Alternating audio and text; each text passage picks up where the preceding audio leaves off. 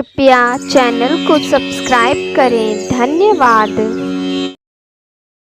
ओम जयंती मंगला काली भद्रकाली कपालिनी दुर्गा क्षमा शिवा धात्री स्वाहा स्वधा नमोस्तुते।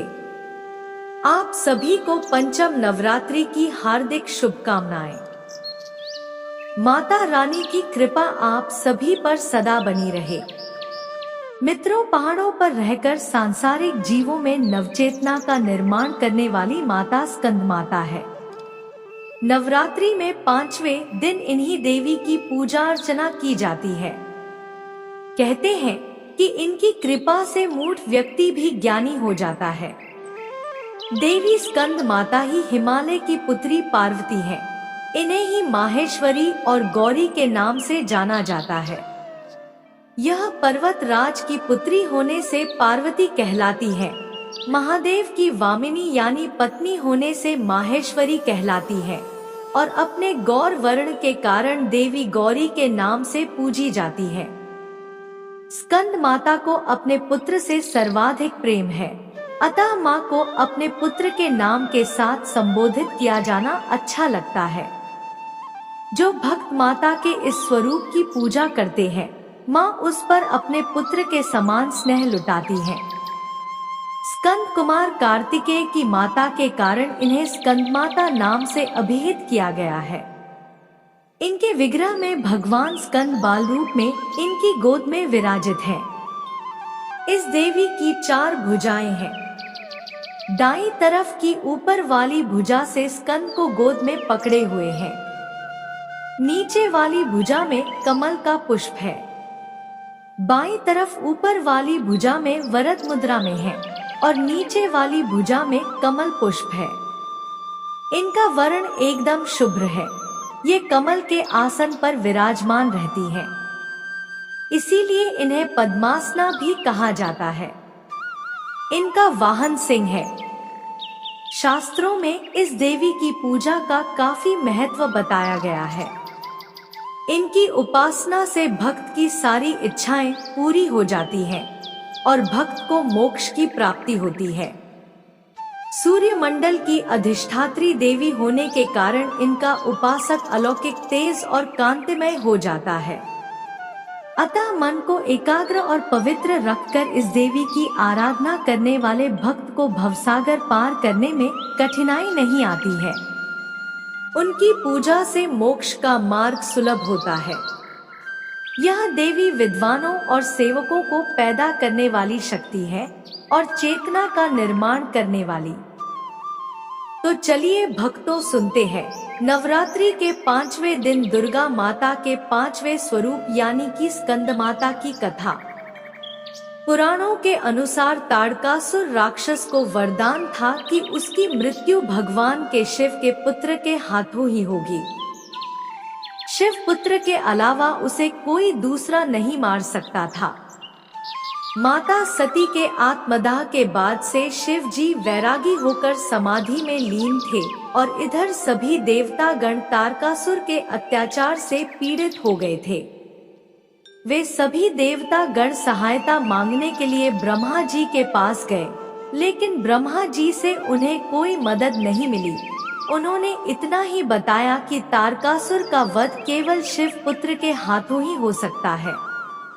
अब समस्या यह थी कि वैरागी भगवान शिव को गृहस्थ कैसे बनाया जाए ताकि उनका माता पार्वती से विवाह हो और शिव पुत्र जन्म ले सके। कामदेव ने जब उनके मिलन का प्रयास किया तो वे शिव जी के क्रोध का कोपभाजन बने। उधर माता पार्वती भगवान शिव को पति स्वरूप में पाने के लिए कठोर तप कर रही थी।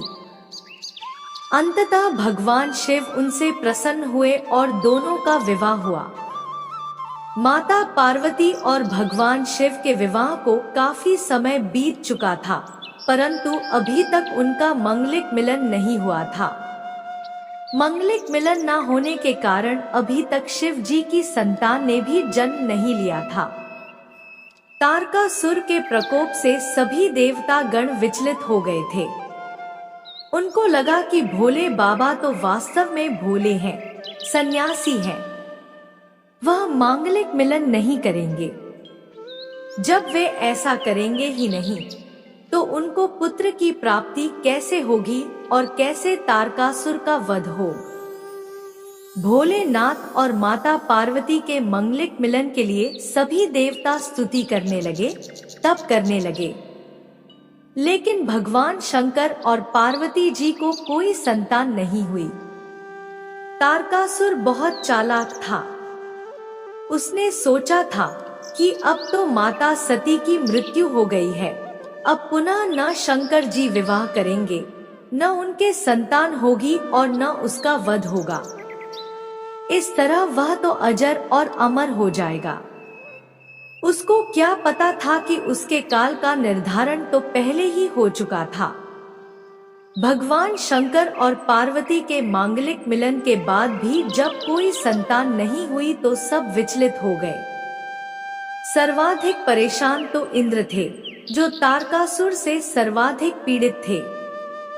आगे कथा आती है कि सभी देवताओं की स्तुति और निवेदन करने के बाद शंकर जी के शुक्र से कार्तिकेय का जन्म हुआ। लेकिन पार्वती जी उनकी धर्ममाता थी। दोनों के योग से कुमार कार्तिकेय का जन्म हुआ। कहा जाता है कि कार्तिकेय का जन्म षष्ठी तिथि को हुआ था, इसलिए उनका एक नाम स्कंद भी है। कार्तिकेय के जन्म के बाद सभी देवताओं ने उन पर पुष्प वर्षा की और इस प्रकार से सबने मिलकर बालक का नाम कार्तिकेय रखा। कार्तिकेय अतुलित बलशाली थे। उन्होंने 6 मुखों से स्तनपान किया। देवता बार बार शंकर जी से आराधना कर रहे थे कि तारकासुर के वध के लिए कार्तिकेय जी को कहिए। आखिरकार समय आया और कार्तिकेय ने तारकासुर का वध कर दिया। तारकासुर के वध के साथ ही 2 बातें पूरी हुई। यह सही है कि कार्तिकेय भगवान शंकर जी के शुक्र से उत्पन्न हुए, लेकिन शंकर जी ने अपना तपस्वी रूप नहीं त्यागा। वह निर्विकार, निर्लिप्त और काम से दूर रहे। दूसरे, यह बात सिद्ध हुई कि कोई कितना ही प्रयास क्यों न करे, मौत अपना रास्ता बना ही लेती है। तारकासुर को क्या पता था कि शंकर जी के पुत्र होगा। यह पुत्र ही उनका वध करेगा। उसने तो बहुत सोच विचार कर ब्रह्मा जी से वरदान मांगा था। वो चतुर था, शैतान था। शैतान का दिमाग ज्यादा तेज चलता है। अंततोगत्वा भगवान शंकर के हुआ। कार्तिकेय जी ने तारकासुर का वध करके देवताओं को भयमुक्त कर दिया। तो भक्तों, यह थी नवरात्रि के 5वें दिन की स्कंद माता की कथा। अगर आपको हमारी वीडियो अच्छी लगी हो तो वीडियो को लाइक करें और चैनल को सब्सक्राइब जरूर करें। धन्यवाद।